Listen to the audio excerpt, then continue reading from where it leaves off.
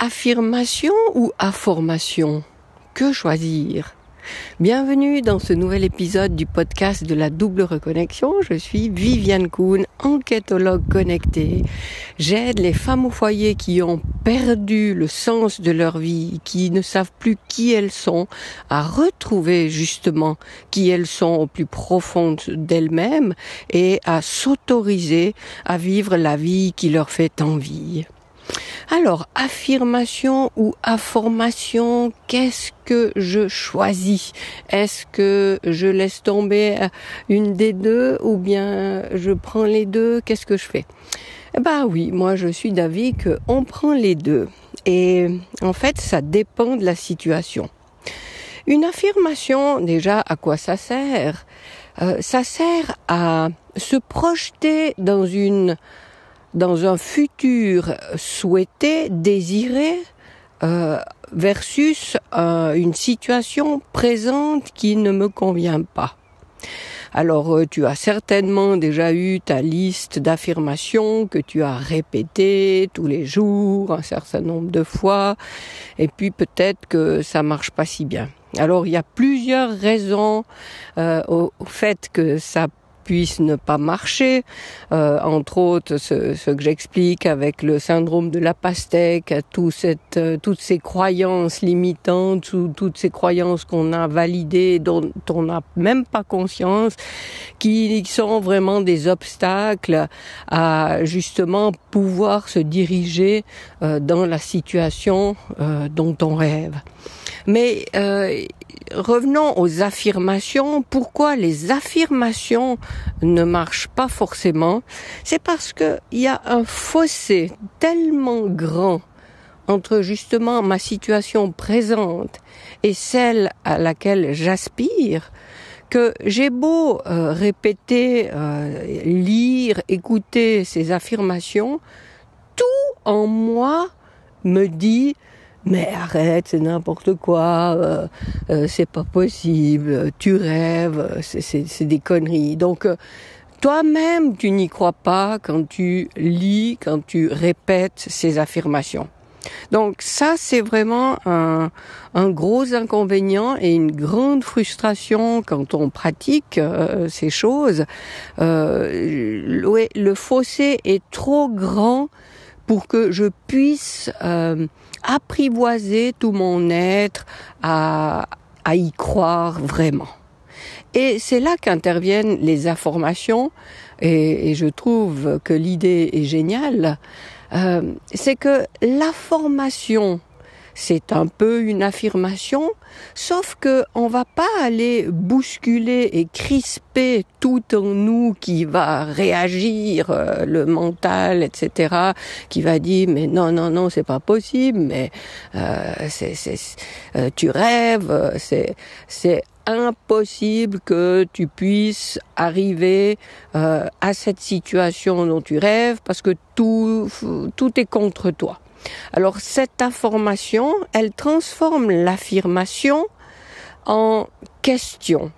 Et là, aussi, tout en moi est mobilisé et puis est perturbé et dérangé parce que au lieu de lui imposer un ordre, ça va être comme ça, et lui me répond simplement non, ça n'arrivera pas.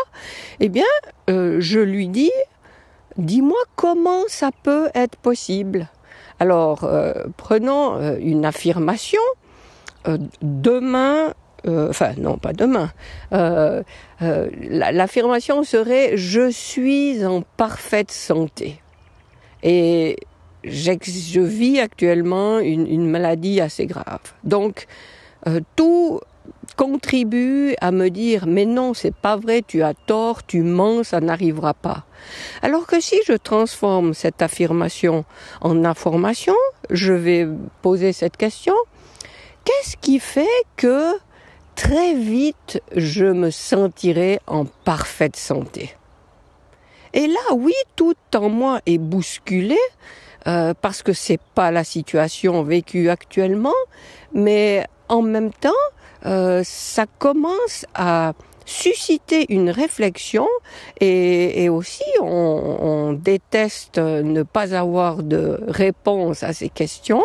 Et donc ce que je lance là comme vibration, c'est trouve-moi des réponses, indique-moi des pistes pour arriver à cette situation que je veux expérimenter.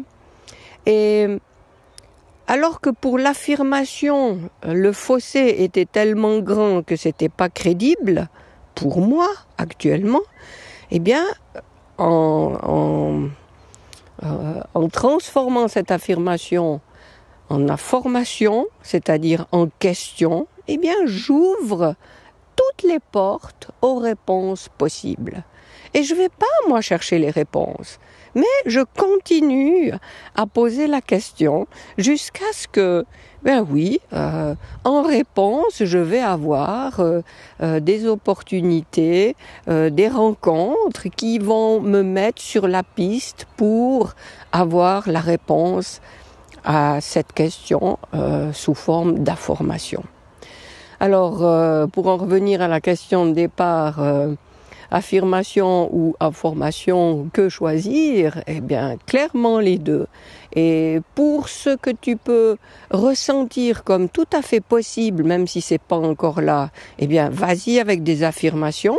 Par contre, si il y a un gouffre entre ce que tu vis et ce que tu souhaites ressentir, vivre, expérimenter, eh bien, passe peut-être par des informations qui vont t'aider à mettre sur ta route les réponses pour y aller un pas après l'autre, mais sans fermer la porte brutalement parce que c'est trop inconfortable, mais non, tu t'ouvres la voie et tu y vas un pas après l'autre selon les réponses que tu reçois. Et entre parenthèses, ce que je te dis là au sujet des affirmations et des informations, moi tout ce que je propose s'inscrit dans un processus que j'appelle le processus de la double reconnexion, qui est un processus en 4 étapes. La première, c'est faire de l'introspection, se connaître soi-même, observer comment je fonctionne, comment j'agis, comment je réagis, et ça nous permet d'avoir beaucoup plus de clarté, de recul par rapport à notre entourage, aux gens justement avec qui on interagit, puisqu'on n'est pas seul au monde en ermite, mais c'est toujours face aux autres qu'on est confronté à des difficultés, justement. Donc ça, c'est la première étape. La deuxième étape, c'est s'ouvrir au monde subtil et invisible pour s'allier à l'aide que ce monde nous propose en permanence. Et là, il s'agit de développer son intuition, de faire confiance en ses ressentis, de pratiquer l'écoute, la communication avec cette dimension. La troisième étape, c'est pour ça que je parle de double reconnexion, c'est que s'ouvrir au monde invisible et subtil, c'est magnifique et c'est très tentant de rester là-haut, perché, comme réfugié dans cette dimension bienveillante, lumineuse et formidable. Mais on n'est pas là pour ça, on est là dans notre incarnation pour vivre dans le concret, dans la matérialité. Et donc, l'autre pôle de la double reconnexion, c'est comment, d'une fois qu'on a reçu les réponses et l'aide du monde subtil, comment je fais pour l'implémenter dans mon quotidien, dans ma réalité, pour justement atteindre ce à quoi j'aspire et concrétiser tout ça.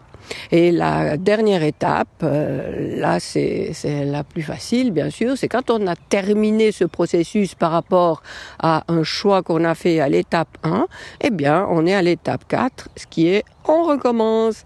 et on repart avec un nouveau choix qu'on fait d'expérimenter quelque chose en observant notre fonctionnement, etc.